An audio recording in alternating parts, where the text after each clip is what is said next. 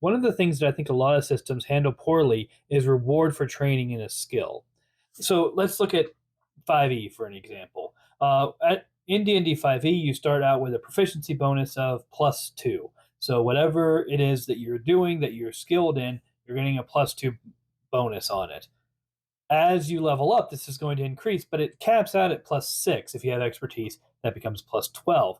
But both of those are values that can be compensated by a good roll. Like someone who is untrained in the thing, who just rolls better than you, can accomplish something that you, who's been training in a thing for 17 levels, can't achieve. Can't or won't achieve, I guess is slightly more accurate.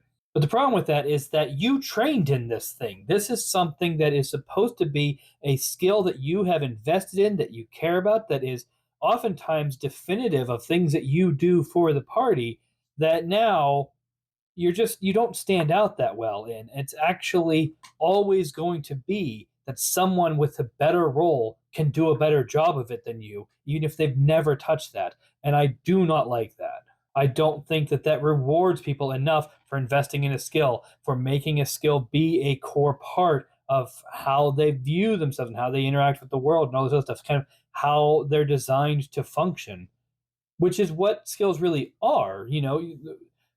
When rangers get things like nature and clerics get religion and wizards get arcana, these are supposed to be definitive things. These are supposed to stand out in that thing, and the fact that they can never get to the point where a bad roll versus a good roll just makes them look like a fool in front of somebody who's completely untrained in it doesn't work for me.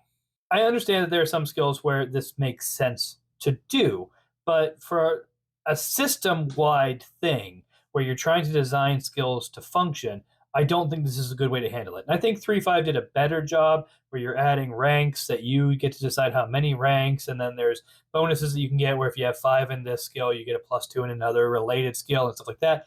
And that helped mitigate it to a little bit, but I don't think it went far enough. And so in the archetype system, this is a major defining trait of the system, is that if you train in a skill, you get a considerable benefit. Now, that benefit, it takes the form of how you roll the stat. So there's these different specialties, things like, engineering or religion or occult or deception or whatever. All of these specialties set up a dice pool that you use where your trait becomes a modifier, whatever trait you're going to use on it. So if you have a 6 in a given trait, you're going to roll your dice and then add 6 to it.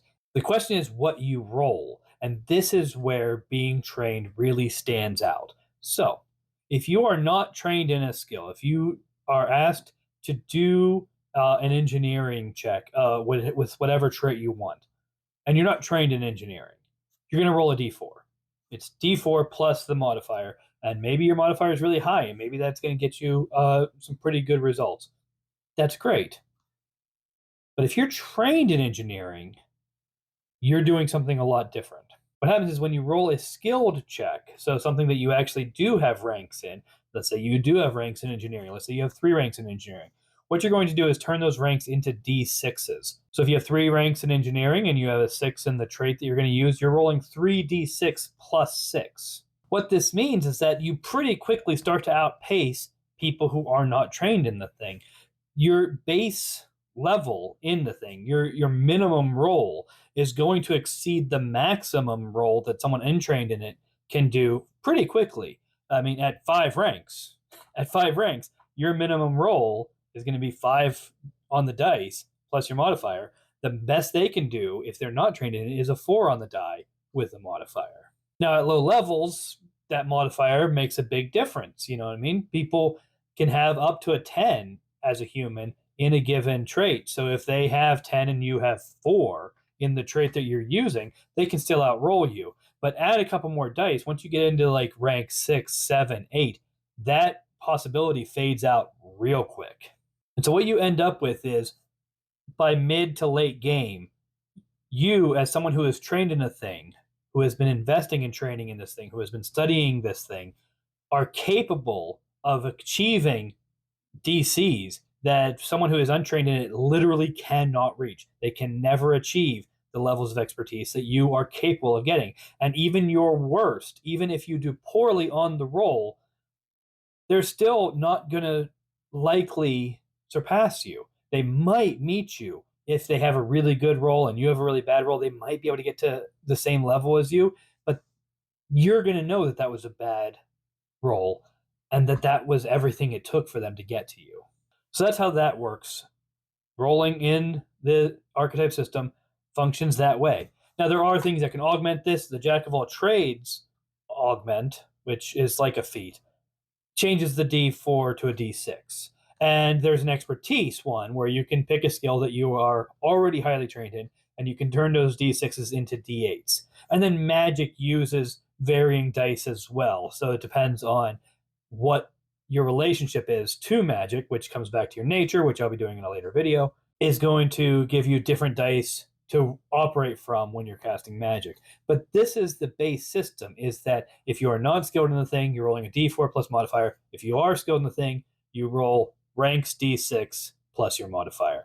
And that makes it so that when you invest in a thing, when you train in a thing, when you decide that this skill is something that is very important to what you bring to the party, it actually starts to stand out. It actually becomes something that you can be relied on for, that you're not going to get surpassed by a novice on. So I hope this system is sounding interesting to you. Keep an eye out for more of it. I'm going to be continuing to make videos where I explain details of it. I'm continuing to live stream it on Twitch at username Rabid Haberdashery. So, and all these videos about it are ending up on the Rabid Haberdashery YouTube page. So check all that out. Keep an eye out for the book when it gets released. And thank you. See you next time.